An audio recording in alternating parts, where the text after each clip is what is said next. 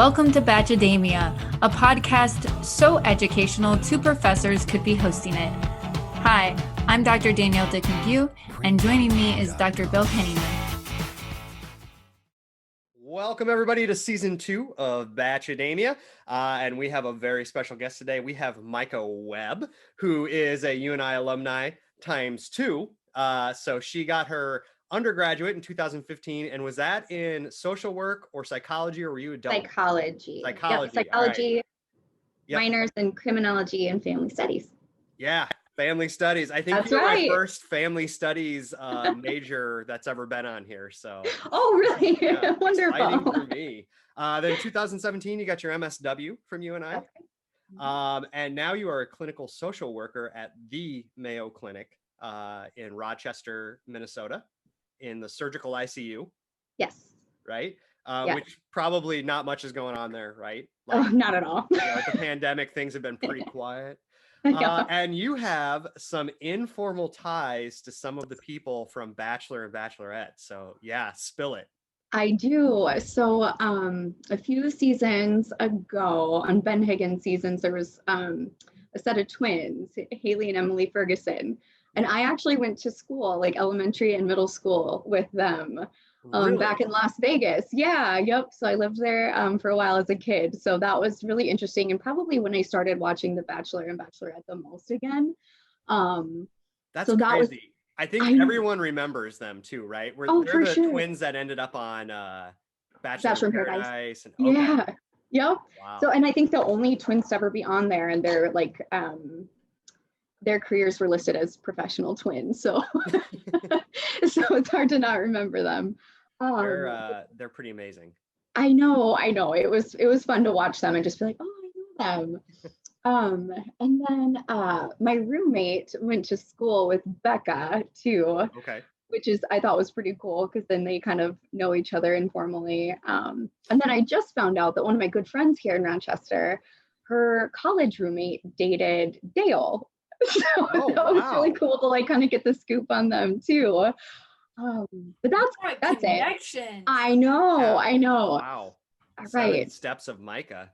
Yeah, right. Separations. Here we go. And then I just it was just a funny story that one time, like my friend and I were just chatting back and forth, whatever. It was like late night, like just commiserating in how single we are. And she's like, we should just sign up for that Bachelor Live on Stage. And I was like, no, like that's dumb. But then we did it. And then like 2 months go by. And then the next thing I know, I'm getting an email from the producer saying, hey, like you've totally been like selected to go into their next round, like finalists, like we just need you to send us a video just showing your personality, and then if you're able to come on this random Tuesday, let's do it. Well, I had to work that day and there was no way I was going to get out of it. So I was like, shoot, I'm like mulling it over. All my coworkers are saying, just call in, it's fine. And so right when I was thinking I might do it, I ended up in the hospital for like an emergency surgery, a really dumb one. My cat bit my finger and they had to wash it out. So like I didn't even go to work that day anyway, but it wouldn't have worked out. But I just thought that was kind of funny too, that was an almost maybe for me to find love in Minneapolis on That's Bachelor amazing. On Stage. I kind of feel like with like the majority, now there are some really like career-oriented people on The Bachelor, so I'm not saying this for everybody, but the vast majority, I think a lot of the people on there would just be like, I'm not doing my job anymore so I can make it on The Bachelor or The Bachelorette, which probably sets you apart from the contestants. Like you actually are career-oriented instead of a former football player. That's and right. You were a cheerleader at UNI for 1 year until you got a knee injury, right? No, a back injury. Back injury. Yep. Yeah. Yes. So that was a cool experience too. I think you might be like our most like Bachelor famous guest. Yeah.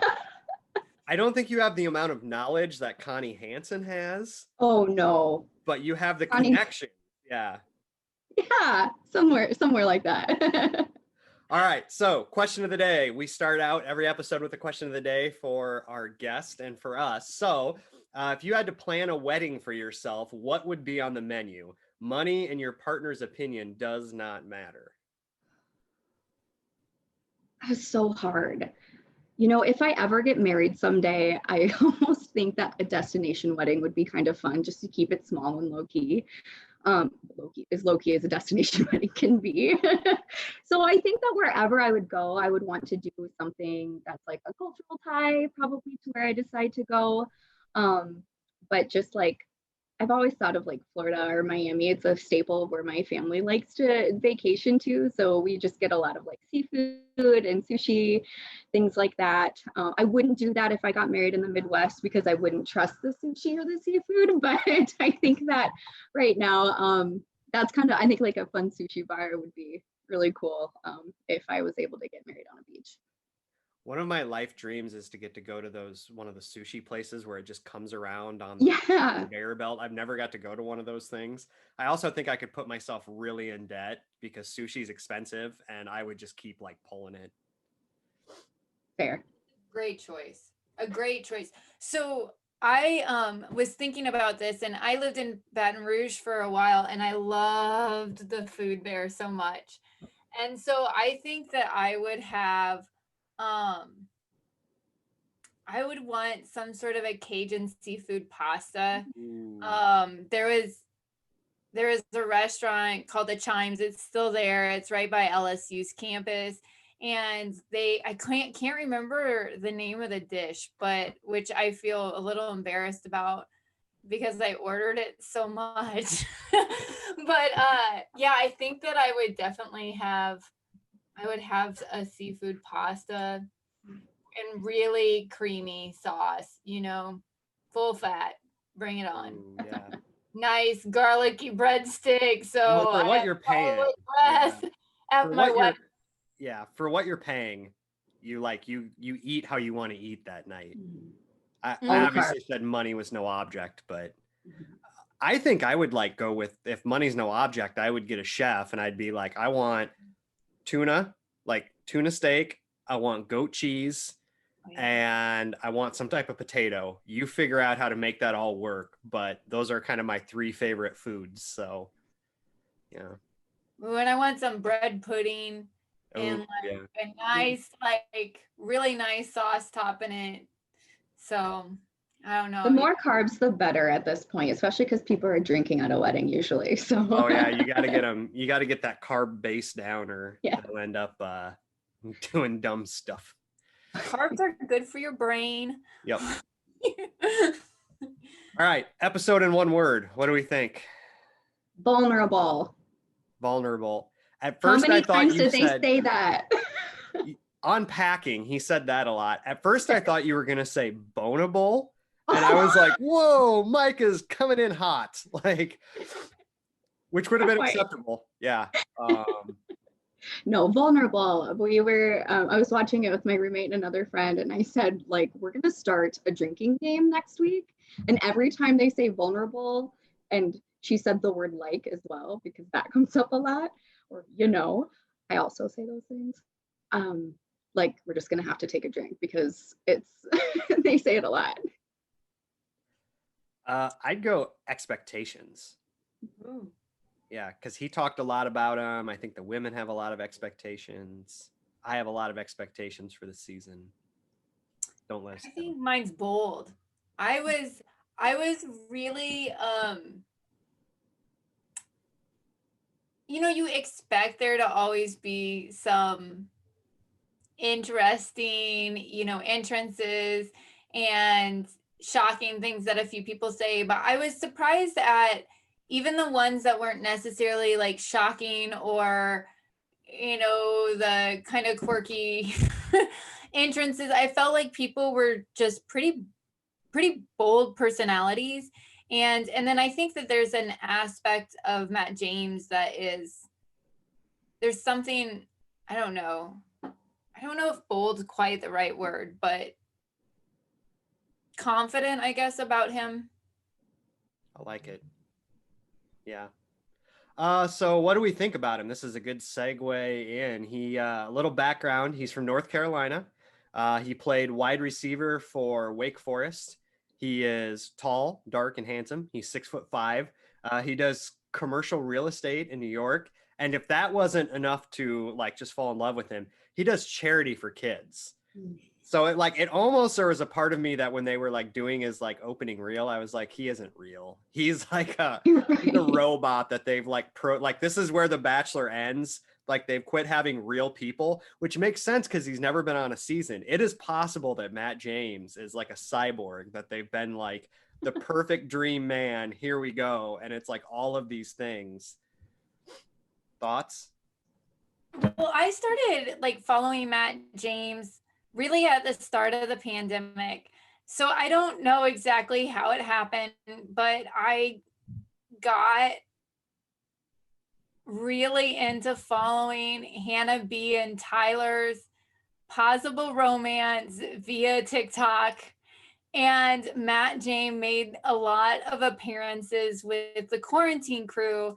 And I like really think that it is because of them that I started wearing pants again. At the start of the pandemic. It was just like, it was this like fun drama that you could follow, and I always just really appreciated him and Hannah B's friendship and the way that he talked with her, and he seemed so mature and level-headed, and I think he seems really wise for the age that he is. And so I've been pretty excited to see him in this role, but it's also kind of weird to me that he is doing this.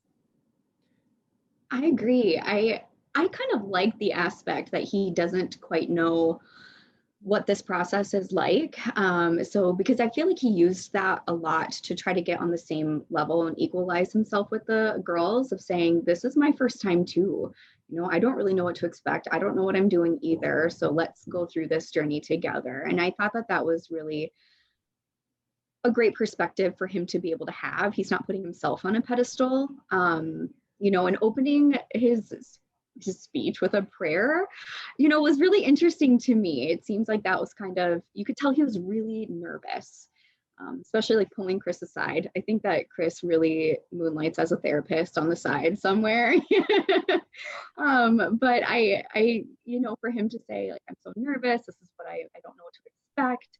And for him to open up with a prayer, I think really resonated with the girls, and, you know, kind of broke the ice of who he is, because they don't really know yet, because they haven't gotten to watch him on TV.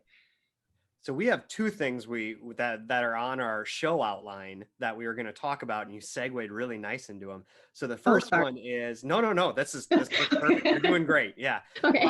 So as far as he's the first bachelor of color. And so not only has he never done this before, it's totally uncharted, which I wondered if maybe the producers thought, well, if we're going to have somebody who is kind of breaking new ground, let's do it in a way that, you know, they have no expectations. People don't know him very well, so they get to come in with a clean slate. So any thoughts on that? He talked a little bit when he talked to Chris about his concerns too. He said, you know, people have expectations for me, who I should end up with. And I think he was alluding to the, you know, there's people who think he should end up with a Black woman because he's Black. And so what are our thoughts on that? I really appreciated that conversation. I mean, I think that one of the reasons that they brought him on is they knew that he'd get the ratings. I mean, if their TikToks could get, and their live, you know, Instagrams got the amount of viewers as they did, I think that they just knew that he was probably someone that was going to bring in good ratings. But I also think that there's been a lot of pressure on the franchise to have a Black bachelor. And I think what he was kind of talking about in terms of, you know, people do have these expectations and there's these pressures are really real. I was, you know, fascinated, I guess, by how many comments I saw with Tayshia, you know, that people were like, I'm just so disappointed. Like, I wanted to see Black people loving Black people. And like, on one hand, like, I sort of get that, right? Like I understand the desire to see that on television, especially in the context that we're in right now, how powerful that could be, but also you're just like, well, you know, they can't make decisions about who they're going to spend their life with based on like what other people want for them. It needs to be for them. So Yeah, I agree. I love that he's the first Black Bachelor. I think that I agree with what you're saying, Danielle. I mean, obviously, the producers were able to look into who he is. I mean, and like you said, Bill, he's a perfect person, you know, in reality. But you know, I was kind of looking into this a little bit, and I didn't realize that there's a Bachelor diversity campaign. I don't know if you've heard of that, but it's kind of, you know, like you mentioned, the pressure on the franchise, and so. Um, but I'm hopeful that this will kind of break the ice a little bit into being able to show more representation, not only of just race, but I mean, even with Abigail being deaf, like pulling in, you know, that she has a disability, so to say, and, you know, bringing in just different types of diversity onto television, I think is a really positive spin for them. I hope it turns out to be that way. Yeah, Although, as far as representation goes, sorry to interrupt, they never seem to have any redheads like myself, but that's okay. I thought it was interesting that they nope, I totally lost what I was gonna say. Sorry. No, you're fine. No, I had it right when I started talking and then it went right out of my head, which happens he's a lot. mentally starting a campaign for redheads on The Bachelor. So Yeah, I was thrown by the redhead and I was trying to think how many redheads have been on there, and you're right. It's There's not. like two. Red Velvet got gone like the day that they're the first day, I think, on Chris's season or Ben's season, maybe Ben. And then there was one on Colton's season. I can't think of her name right now, but she was really cool. She left though. She's like, I don't need you. I don't need to fight for you. Bye. Oh, I remember what I was going to say. I think that there are discussions about what it means to be a Black man in the U.S. later on in the season, specifically with some of the white women contestants. And I think that's going to be an interesting, because I have no idea what it's like, but I guarantee it's not the same experience I've lived out as a white male. And so I hope that they lean into that like they did with Tayshia's season, because I think it's a good time to have that conversation. So then he did a prayer, and we did a poll. The majority of the people were okay with the prayer. I'm interested. I doubt everyone in that room is a Christian, and everyone seemed cool with it. Some of it were very taken by it. I wonder. That's all I have to say about it. I wonder. While there's a dildo on the table, like. Say that again? yeah. While there's a dildo on the table, let's bow our heads in prayer. We also had a debate in our COVID watching pod about the difference between a dildo and a vibrator. Oh. I saw an interesting Twitter feed about in production, they had very long conversations about vibrator was an okay term. They knew that. Dildo, they weren't sure if they could say that on network television. And so I guess they had to do a lot of research about like if that could, if it couldn't. They blacked it out, which I thought that's like awesome. Yeah, I just it was an interesting, yeah. Just this little black box Yep. that she's gesturing with. That was my favorite part, is that she gestured with the dildo and she's like, and now I will go. Yep. And over here, it was like, you know, when you're flying and the people on the ground have the little things, but she's like with the dildo. And it made my heart happy. As it seems to make hers as well. Any thoughts on the prayer? Back to Jesus. I have thoughts. I mean, I think that it's really important to him. So I think that him doing that, if you know, like if you were a woman in the room and you were feeling uncomfortable with that, then that's probably a sign for whether or not this is going to work.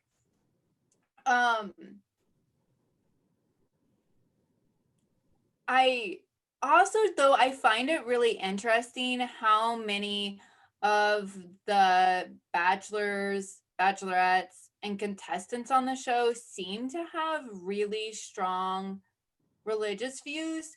And I think that that is also some of the identity of the show, that it's like, I mean, this isn't true completely, but a lot of times I think you kind of have these clean cut, like almost like a representation of like an ideal American. And that's also why I think like a person of color being in this role is really important, because like I do think that there's ways that there's this ideal imagery that sort of is happening. And I think that him being strongly religious is like a counterbalance to maybe people that could be uncomfortable with race. I don't know. Well, and I think too, there's always been so many taboo topics that we haven't wanted to tackle, that even in Tasha's season, they started tackling like mental health and addiction. And I'm hoping that, you know, with that setting a little bit of a foundation, that we'll continue to see more of those types of conversations in this season, you know, whether it is religion or mental health, addiction, you know, any type like that, because that's, I think, just going to bring more representation to the viewers, but not necessarily what it might mean to be an quote unquote ideal American. I think it's kind of unfair on my end. I made an assumption that he would not date or marry someone who wasn't Christian, but I guess I don't know his opinion on that. So maybe, you know, if he respects other religions and is okay with it. But like you said too, Danielle, and we talked about this at our, you know, in our house in our COVID viewing pod, that if he only wants to date a Christian woman, I certainly hope that the producers made sure that they vetted that out and they didn't just stick some people in there so that there's drama. I also would hope that if those people, you know, if there's women there who have no interest in dating someone who's overtly Christian like that, that they see themselves out the door. But I always just find it fascinating too, that like if you are really religious, really Christian, that this is how you would think that God has called you to find your partner. Right? Like this is like a very fascinating like Christian dating experience, right? But I mean, it certainly seems to have attracted plenty of, you know, Christian. I feel like trending more towards, Yes. like, I feel like it has moved more towards the kind of the evangelical base as the longer it's been around. It's interesting to me. I don't know. Yeah. Somebody should write a paper. Not I. I'm out of school. This is the most notes I've taken in a while. Student after our own hearts. Okay, so rapid fire. We're going to talk about each of the ladies because that's basically the rest of the episode, right?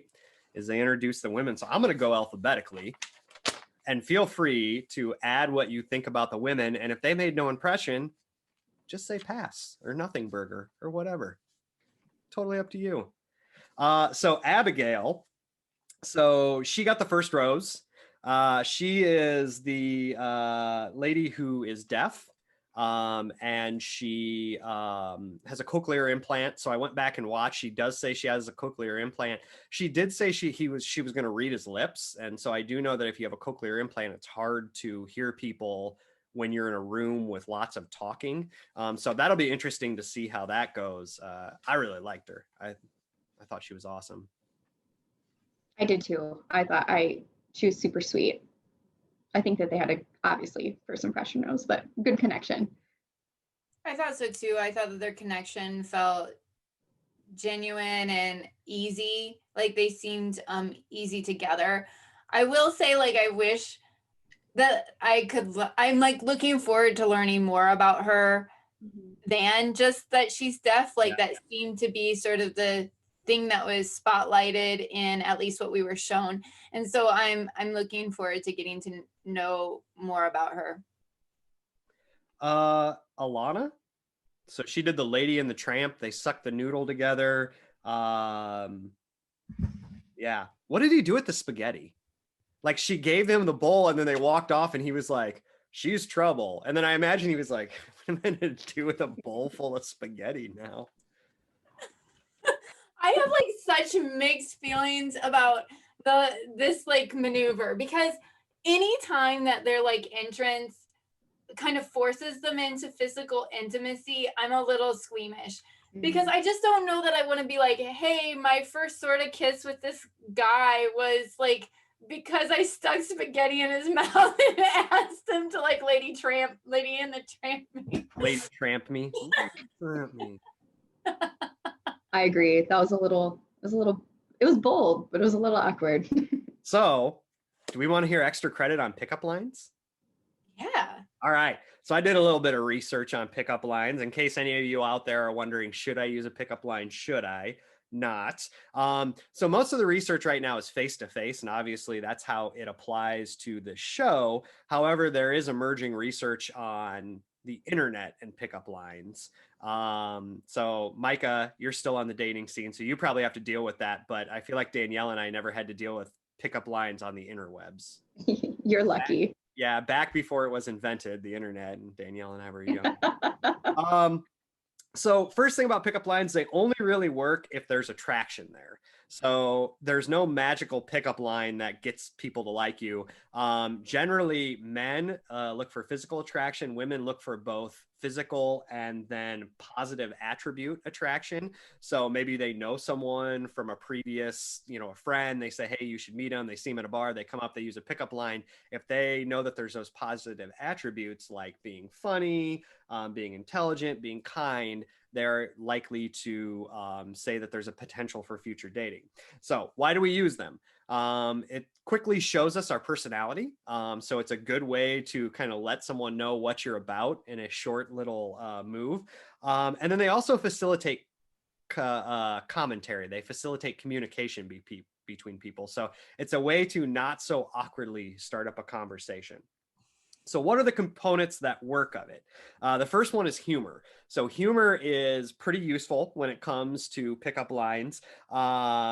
It initiates a conversation. It's really hard to do harm if you are not making a joke at their expense.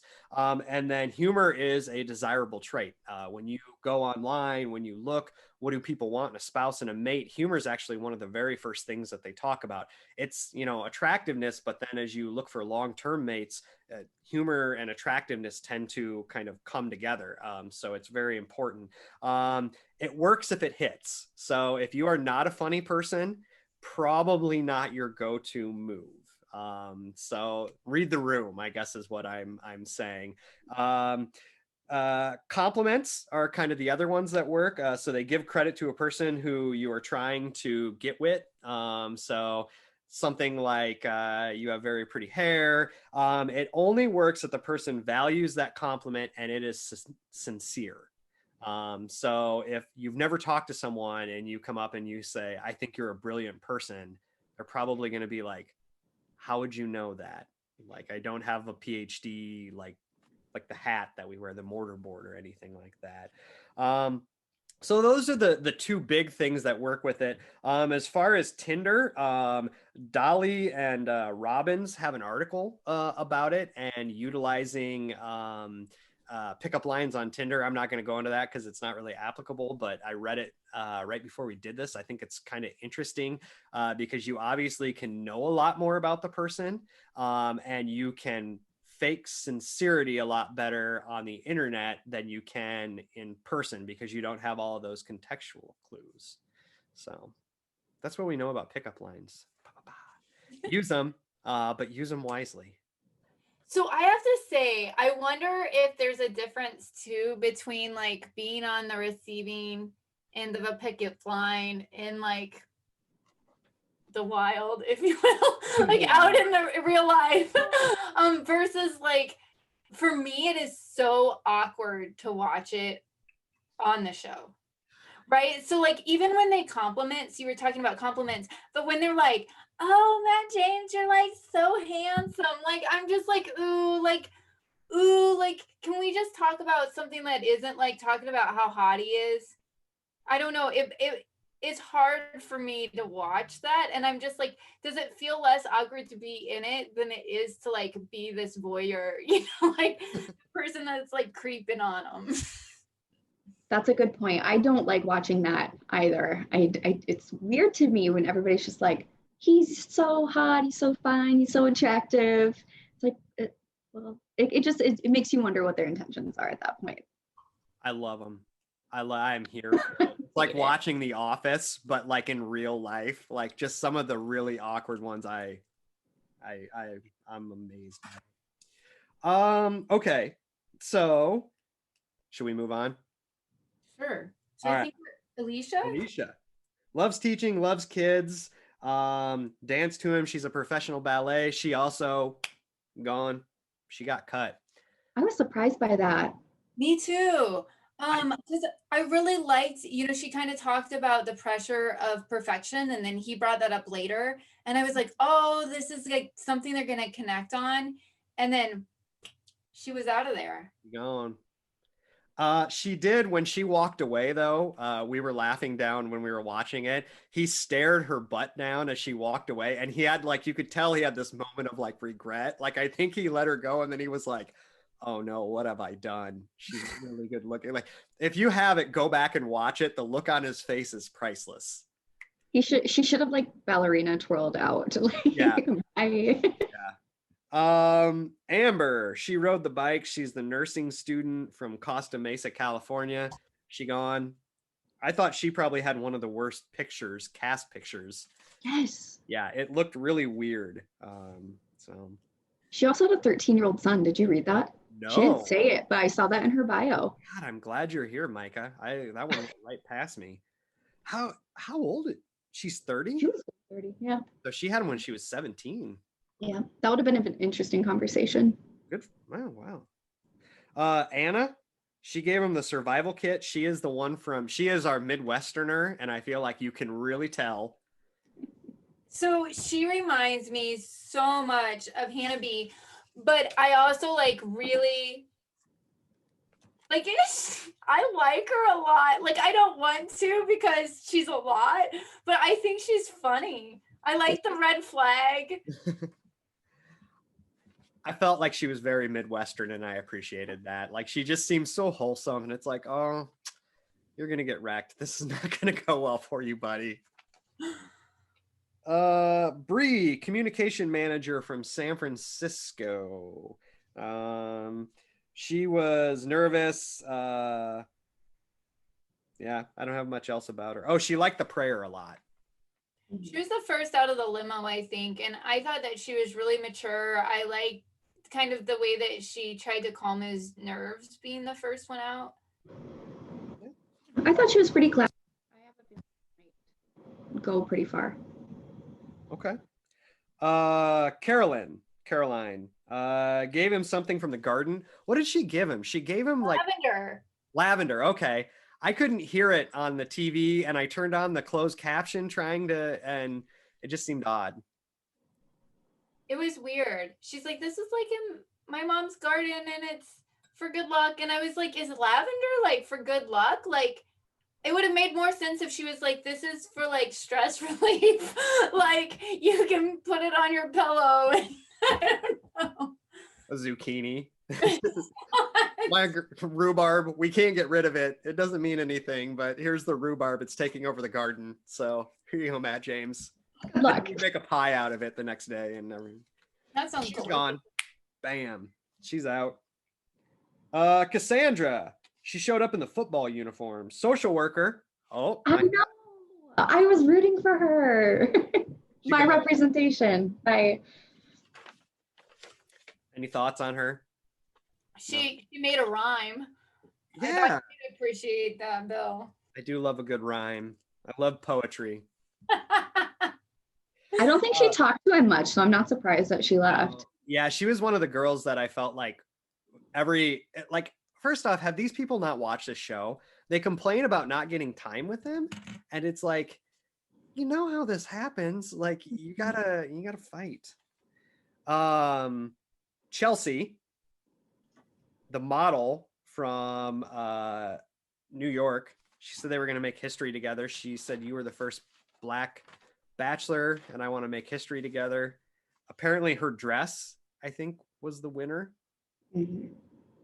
he said to, you know, she walked away and he was like, ooh, she is wearing that dress. See, I kind of get, oh, it's the wrong note. Never mind. Corinne, marketing manager, Corinne, from Pomfret, Connecticut. He was blessed to be there, she said. She gone? Yeah, she was too serious for him. Oh, I love his laugh, by the way, y'all. Yeah, he has a great laugh. Such a great laugh. And his whole body. Yep, he leans over, and I love his laugh. Imani, she thinks it's crazy that she's there. She ain't there no more. Whoa! I like her name. That's what I wrote down. I really like the name Imani. Ileana, she gave him the sweaty balls, which I did not get enough love on my Twitter account for the tweet with the. That was the only thing I could think of was a Saturday Night Live skit where they're like, "Do you love my sweaty balls?" She gave him the big meat. I didn't see it. So weird. Yeah. I'll give you a like. Thanks. Oh my gosh, and that meatball, y'all, was huge. Like, it was like a two-handed meatball. Yeah. You know? I'm saying cut it up, put it in the spaghetti. I hope they did that and fed it to the crew. Gross. I wonder if it was warm. Sorry. Like, how long was she holding onto that meatball? He had a Ziploc bag. So I was like, also like, we didn't get the footage of her like taking it out of the Ziploc bag. and then he's trying to take a bite, and I was like, oh, that's a big ball to take a bite out of.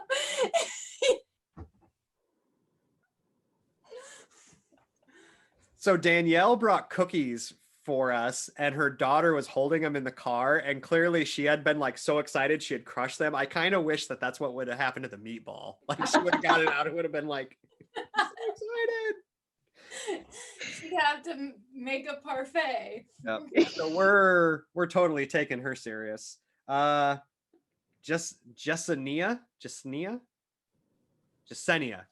that's how you pronounce it. Yep. She is looking for a partner to be a rock. He danced with her later in the cuts. She was showing him some type of Latin dance, which was kind of cute. I thought that she seemed really mature and put together, actually. I hope that we get to know her more. Kaylee or Callie, the hostess from Chicago, she was the one who walked up in her underwear and had him pick the dress. We actually had one of my former students, Hillary, asked, who do you think took a bigger risk, her or Dildo Girl? I think she did. I think so too. Yeah. Mm-hmm. I just want listeners to know that if you've been wondering what I look like, it's totally her. No, not at all. But I mean, I thought that it was a really bold move, and probably not the approach I would take. It elicited the claws to come out in the watching pod. The three girls that were watching it with, the three women that were watching it with me, they were like, oh my God. Just like the women looking through that little porthole. They're like, well, so I could probably do my extra credit here. Yeah, a little bit. So, because it's sort of related. So, I mean, part of it is she's half naked, but part of it, like, she's hot, right? I think she probably works out and eats less cookies than me. So anyway, beauty work. So my extra credits a little bit on beauty work, judgment, and appearance and first impressions. So beauty work is the things that you do to enhance your appearance. Women, really, I would say everyone's sort of expected to do beauty work, but women in particular are expected to enhance their physical appearance. Physically attractive people do receive, preferential treatment. There's a lot of research that says, from the time that you're young, if you are attractive, you're more likely to be called on in classes or get attention from your teachers. When you apply for job interviews, if you're attractive, you're thought to be harder working, more put together. And so there's a lot of advantages to being attractive. However, high effort beauty, people tend to associate with lower moral character. Oh. So yeah. So if the beauty work is, That's why people are always looking at me and they're like, God, that guy could do some low morals, yeah. it's just, that attractiveness is too high, Bill. You got to Ask him to rob a bank for me. Let it go. So we think you have some character. The more effortful the beauty work seems, then, or the more significantly it seems to alter your appearance, then the less you'll be associated with having high moral character. So what's really interesting is, like, in some of the studies, they've characterized different things. So a lot of times, something like a whole lot of makeup that's short term, or tanning that's like short term but highly effortful, can be perceived like will get lower moral character judgments. Then there's some things, though, it's really interesting, like skincare or exercise, even if it is more effortful, is seen as less likely to affect your moral character. So if you spend a lot of time exercising, that's still connected with high moral character as opposed to low. So what's also interesting is that we tend to let some of these judgments go if there's external situations that might call for it. So for example, if someone is tanning for a wedding, right, or they want to make a first impression with Matt James, then it's okay that you're tanning because it's this temporary thing. But if you are a tanner, then that's too much effort, and we have bad perceptions of your moral character. So some interesting, I guess, research on beauty, moral character, appearance, and judgment. So if you find yourself getting catty, you're not the only one. There's research to support, or at least say that other people are catty with you. Good stuff. Thank you for that. Okay, so on to Katie, also known as Dildo Girl. Thoughts on her? Oh, back to Callie first. One of Kim, who was watching it with us, pointed out that she was not wearing the right underwear for the dress that Matt James picked, which, as a guy, that I thought it was funny she even asked him, because I feel like he was like, whatever. Like, it was clearly a question to just set up her being half naked, yeah. Right? Like, it's not like she was like, oh, like, yeah, now I really need you to help me. Yeah. All right, back to Dildo Girl. Thoughts? When she tapped, was it Mari? Booped. On the shoulder with it, and she's in like this deep, meaningful conversation about her family. I lost it. I did really appreciate that she was like, did I want to boop a girl on the shoulder with a dildo? No. Do I love it? Yes. Like, her and I would be friends. I guarantee it. I would find most of what she does hilarious. She reminds me of someone, and I can't like put my finger on it, but like, I just thought also her response when they were like giving her crap about it, she was just like, oh, well, she needs to use this thing. Yeah. I'm like, if she's my roommate, I'll let her.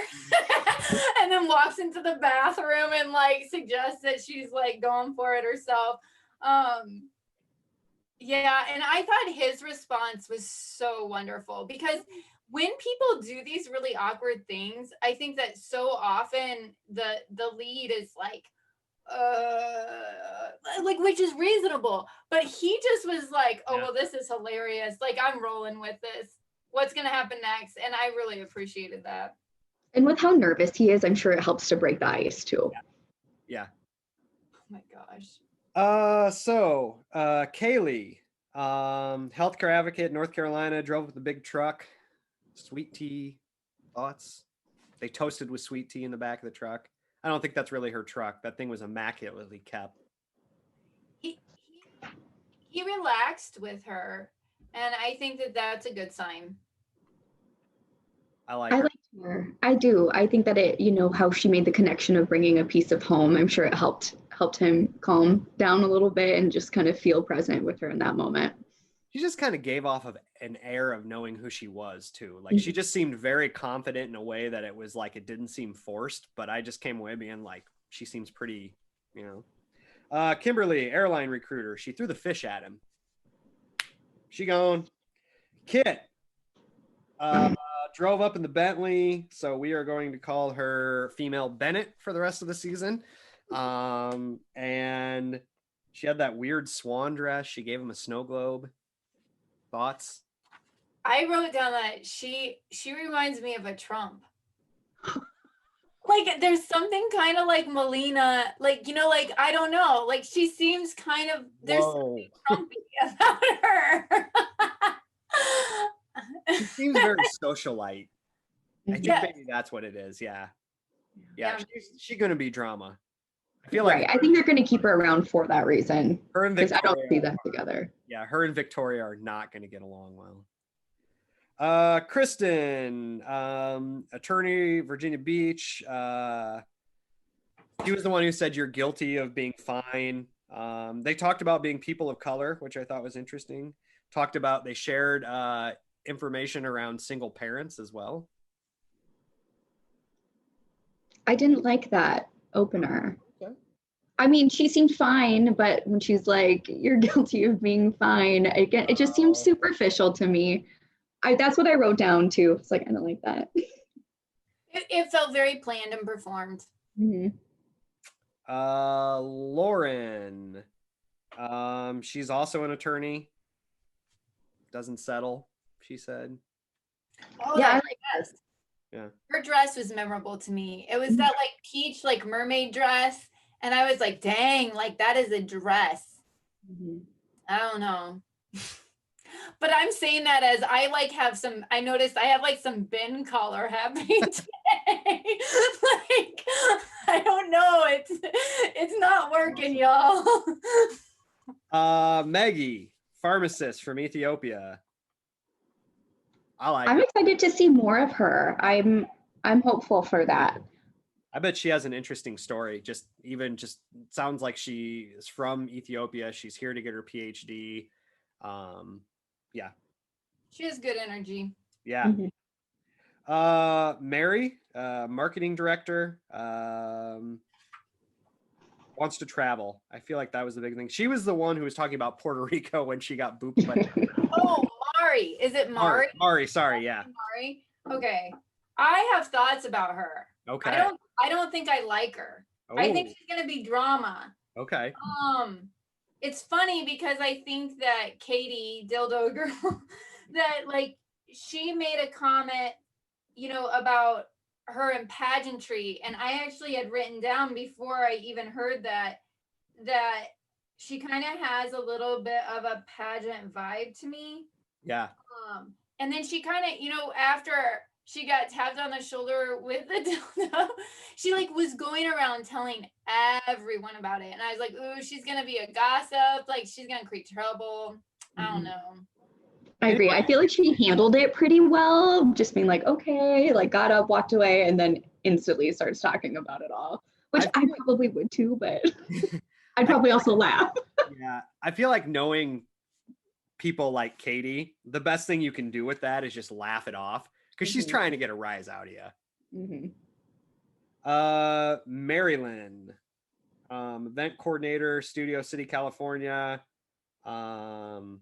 She's much cuter on film, I thought, than in her photo. Her photo was not very good. Thoughts? I didn't have much about her. Me either. Okay.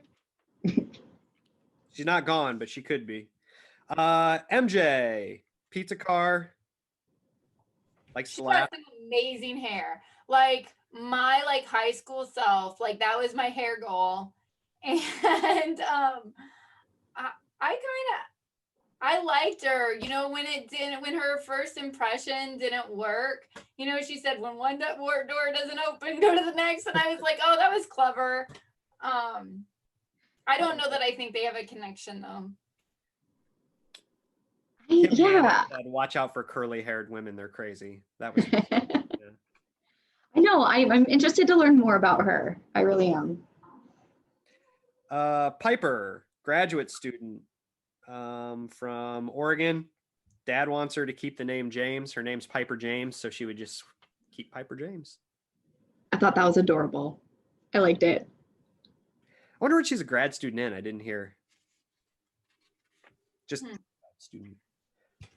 Rachel, thoughts on Rachel? I think she is going a long way. I agree with her. You know, when she walked away, right, you know, at the start, he was kind of like, oh, you know, she also though like started crying with the prayer thing, and I was just like, I don't quite understand that intense of an emotional reaction myself, but I did think that it was cute when they were talking and he like reached over and he was holding her hand. Yeah. Yep.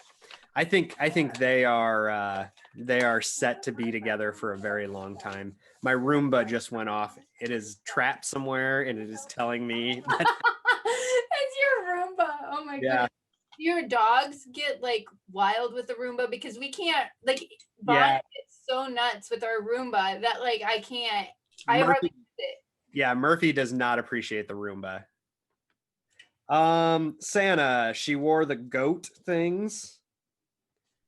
I liked Santa, and I'm so sad that she was gone. I thought she was beautiful.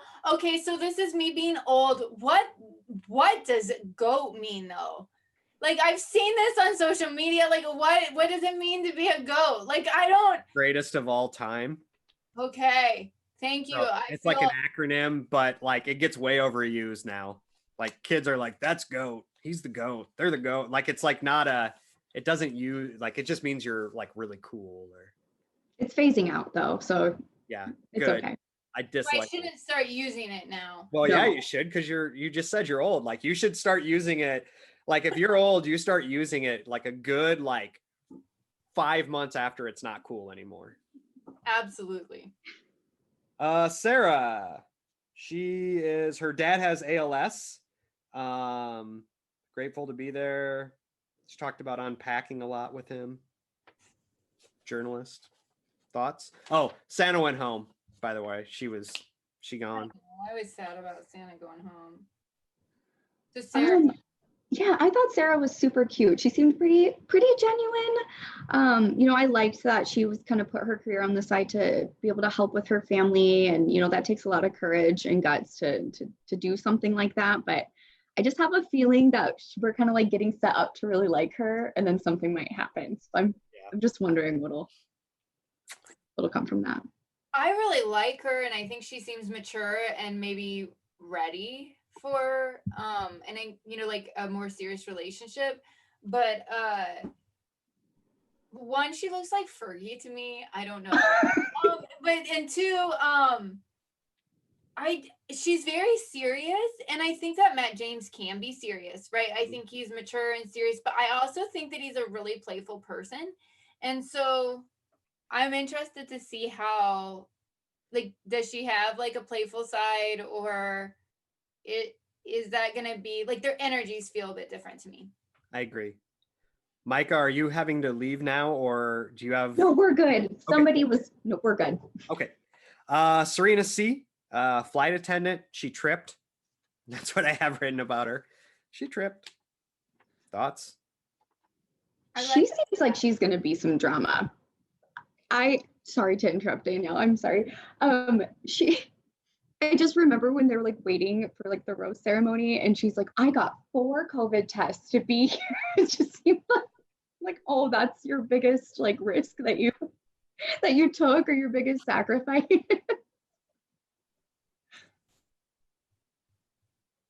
Yeah, I like that she laughed when she tripped. I think it's really awkward when people trip and they're like super serious about it. Yeah. Yeah. I would be the one to Yeah, if you don't hurt yourself, you got to just have a sense of humor about it. Serena P, she's really short. She brought the stool. She played chess. I really like that because my husband is a giant. He's freakishly tall, and I keep his little stool in our Elevated kisses. Yes, and I give him kisses, and it's like, I don't know. It's really sweet. I think we're adorable. But like I appreciate her stool. I think she's going a long way. I think so too. I liked her. Sydney, marketing specialist from Nashville. She said he was the hottest human being she'd ever met. That was where I was uncomfortable. One of the places. Other thoughts? Last one, the Queen Victoria. I really like that that's what's listed as her occupation. I would not get along with her at all, but I want her on the show very badly. And I thought her response about the fire hose needs to be put in some type of textbook for like misunderstanding a reference, and like that was a cultural movement that happened right there. So I was scrolling on TikTok last night, doing some scholarly research, and I just come across this one randomly, and it's this lady, and she's like, hey, did you know that Victoria came to me as a confidence coach? And I just told her, just be a queen. I didn't think she would take it seriously. And I was like, wait a second, is this real? And it is. Like, this person is verified. And she wrote as a comment, disclaimer, she gave me permission to share this. I kind of dig it. Like, she actually said, be a queen. And so that's what she did.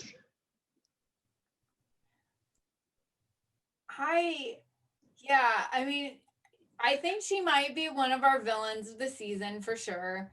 But in an amazing way. Well, see, here's the thing. With Katie, I feel like, Katie, like, really knows what she's doing with this. And I kind of feel like there's more to Katie. With Victoria, I kind of just feel like maybe she's a mean girl. I don't know. I want to be friends with Katie. Yeah. I don't know if I want to be friends with Victoria. Okay. And was she just hammered, or is that her personality? I couldn't really tell. Bill's like, I'm friends with both of them. Oh, We're yeah. gonna hang out with a tiara and a dildo. You don't want to be friends with someone who's not interesting, right? Like, you want people who are gonna do stuff that makes you have fun. They both seem like tons of fun. All right, so we have a new segment, high school yearbook game. So you predict who is most likely to, and I have some different categories. All right.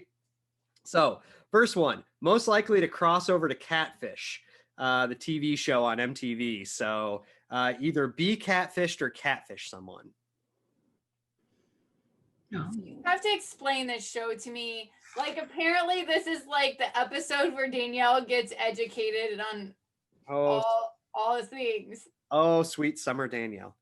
No, catfishing is when you pretend that you are somebody else on like a dating app or social media, and then you get them to like fall in love with you, and you lie about it. So there was actually a documentary about it, and then there was a TV show. It's really good.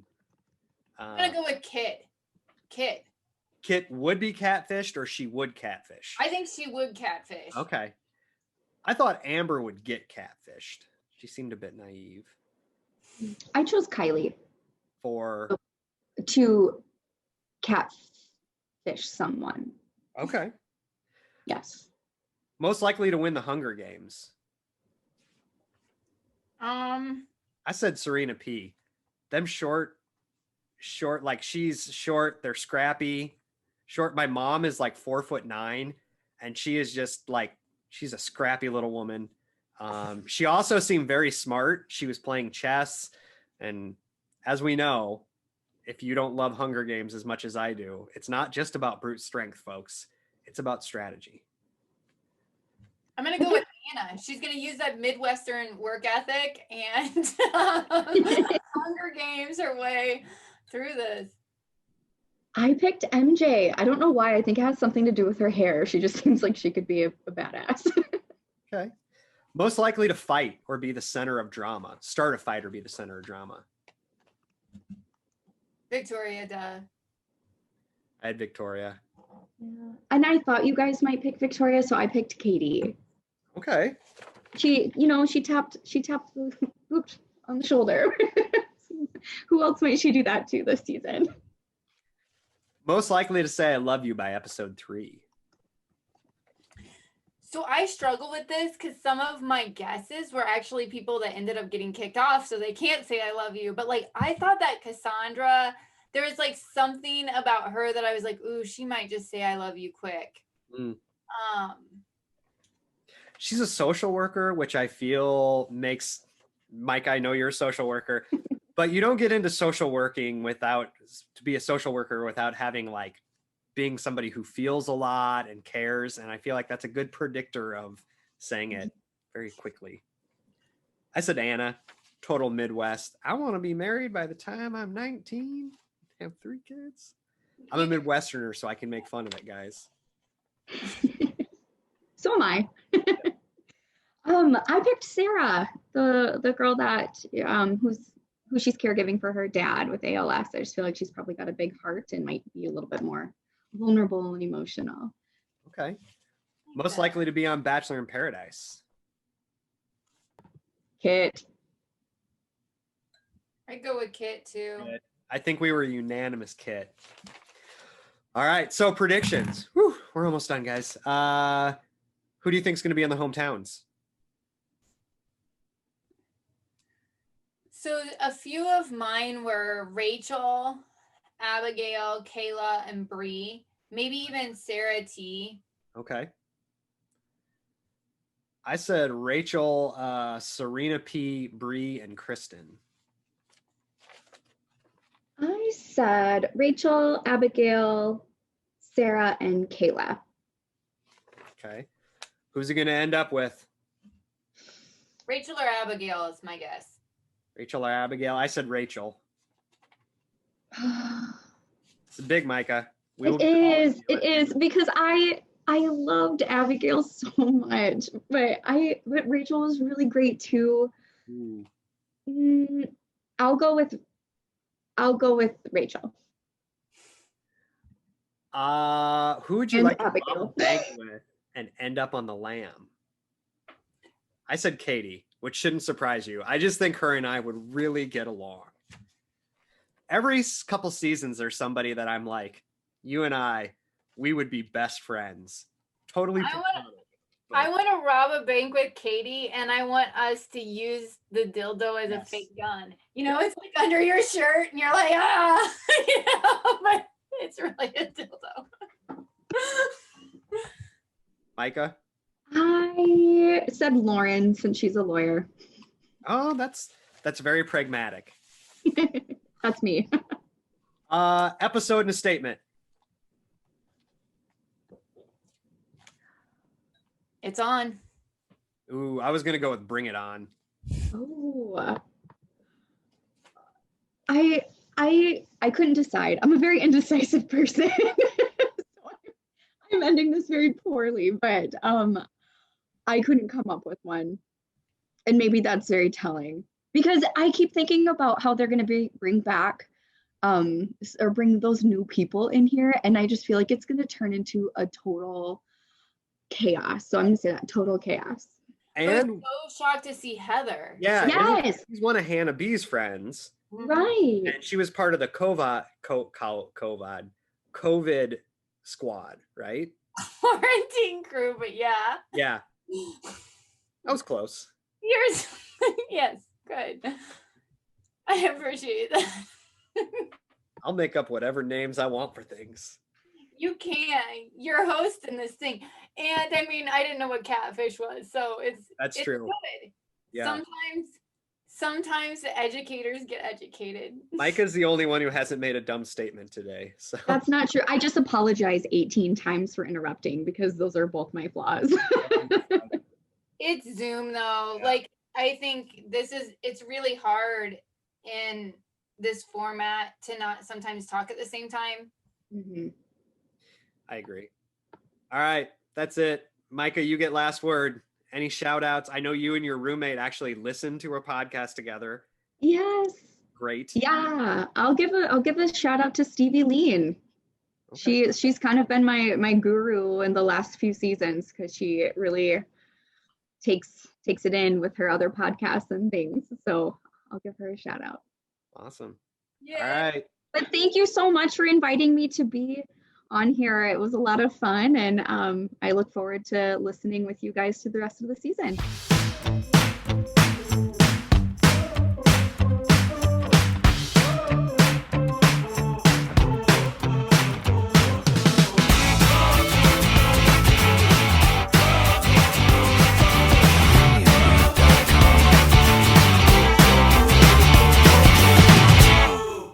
Welcome to Batchademia, a podcast so educational 2 professors could be hosting it.